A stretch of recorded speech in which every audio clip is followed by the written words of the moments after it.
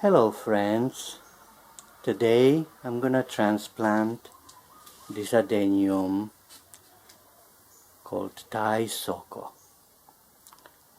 Thai soco are Arabicum species of Adenium that is semi-dwarf. All Adenium Arabicum have small flowers and chubby bottom. Thai soco is the type of Arabicum that's semi-dwarf. This one is almost 4 years old, and you see, without ever being pruned, it's still pretty small. Why is it called semi-dwarf and not dwarf? It's because 3 to 5% of offspring of it are really dwarf. They're called Dorset horn Arabicums. Here is one that lost its leaves recently and it's growing new ones, plus it has flower buds too. And here is two other ones that have leaves. These leaves are slightly variegated on edge and this one doesn't. You can see how much smaller it is in compared to this. How much smaller it is in compared to this. Okay, so without further delay, let me get this plant out of a pot to see how the roots look like and transplant it into bigger one. One moment. Oh, before I take the plant out of soil, I still want to add, not all Adeniums have 3 to 5% of offspring, the Dorset horn. Only some cultivars. This name cultivar does it. It's called Thai soco Chada petch. There is many cultivars of Thai soco Arabicum, but only some do that. Okay, here I go, taking it out of pot. Whoa, that wasn't easy. A little bit root bound, stuck there. Sometimes I wait and transplant after the Adenium actually breaks the pot, but this time I cannot wait because winter is coming and transplanting during cold and wet weather often leads to root rot. So autumn is much better part of the year for that. Let me take the growing medium away and see how are the roots. Everything is so squeezed and tangled. It's hard for soil and nutrients to penetrate. It's hard for roots to stretch and grow. Let me loosen it some more. Okay,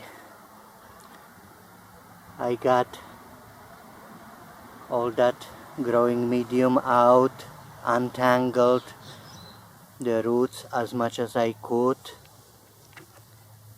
and tried not to damage the roots, but you see here is tiny damaged. Here is tiny damage. What can I do? dry it. Here is tiny damage. Dry it so it won't rot. Dry it before transplanting. Now I'm gonna still wash. Now I'm gonna still wash the roots to see better what do I have. What can be still untangled or maybe a little bit pruned, like this and this.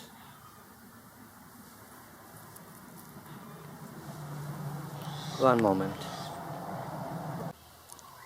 Okay, Adenium. Your roots look like Santa's beard. Little bit scraped, but that'll heal by drying hour or two, and then I'll transplant it. Then I plant it. First I'm gonna thin a little bit, the roots going upward, too much inward, stopping the penetration, outward. But because I'm not planning to prune today the thick roots, it'll just have to dry an hour or two and then I can plant it. The thin roots, the cuts on thin roots dry fast. By the way, when I was taking away the growing medium, it was wet from watering on half and completely dry on another, completely dry inside. That's what happens when the plant is root bound. When the plant is in soil too long, there are cracks in a soil through which the water goes straight into drainage hole, avoiding some super tangled areas, which is one of the reasons why it's good to transplant potted plant. Plant in nature just travels, the roots travel and find whatever they need wherever it is. But plant in a pot has to get everything from us, and so where it's too thick inside, I might a little bit thin it so that it can penetrate the water with nutrients. Beautiful, healthy plant. Okay, so I did a little haircut here. Here are the hair clippings, root cut root clippings. Plant looks more like this now. The little wounds would dry by evening. As I was cutting, I saw more tangles to untangle, and the thick roots are so close to each other, so squeezed. I might put a little styrofoam pieces in between to spread them so they don't squeeze each other so much. And then it can dry for afternoon planting. I still have to find a pot for you guys. No, they're not guys, it's one plant, but it feels like individuals, the individual roots. Too crowded. So maybe a little styrofoam in between would spread them a little bit so they don't compete. Just grow in harmony.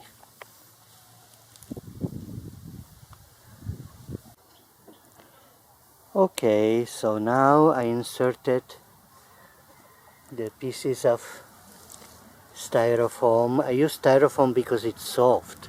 Rocks can hurt the roots. inserted pieces of styrofoam in between, so there is less clutter, more space to grow, thicken, and water penetrate.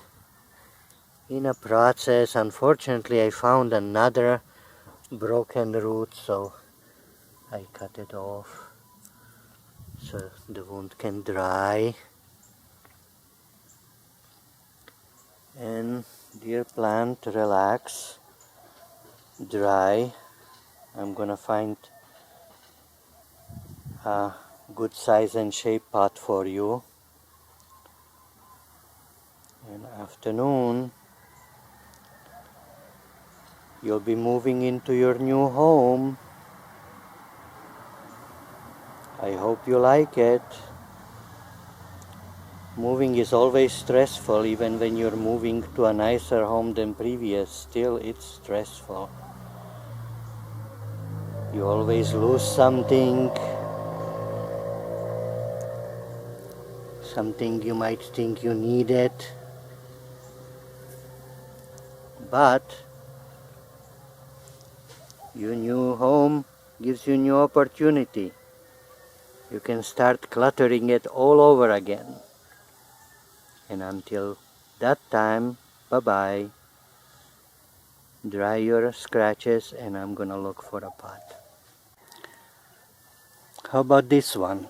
How would you like to move into this one? Not much taller, but way wider. So you can grow wider if you want, and I'll plant you a little bit higher.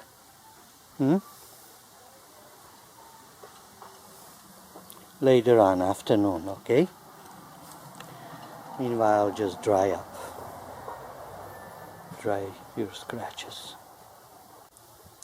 I wouldn't want you to get pressure sores laying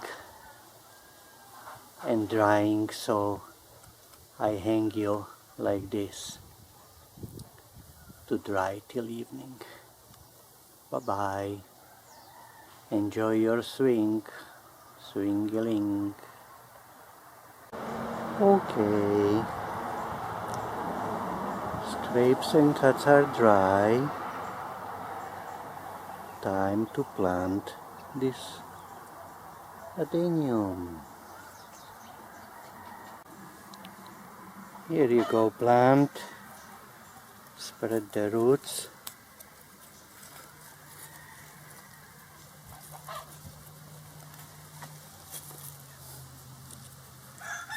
And add the soil.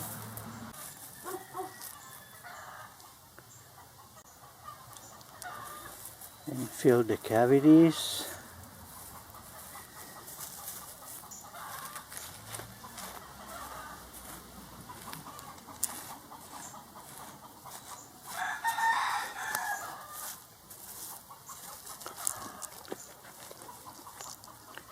Shake it and bake it.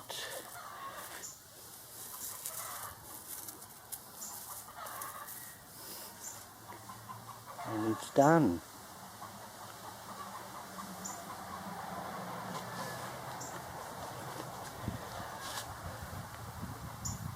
Welcome to new home, Desert Rose. Okay, done. This is how the newly transplanted Adenium looks now.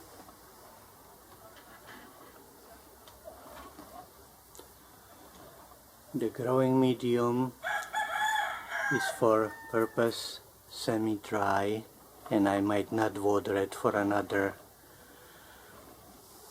day or two or even a week. So all the disturbances might dry well.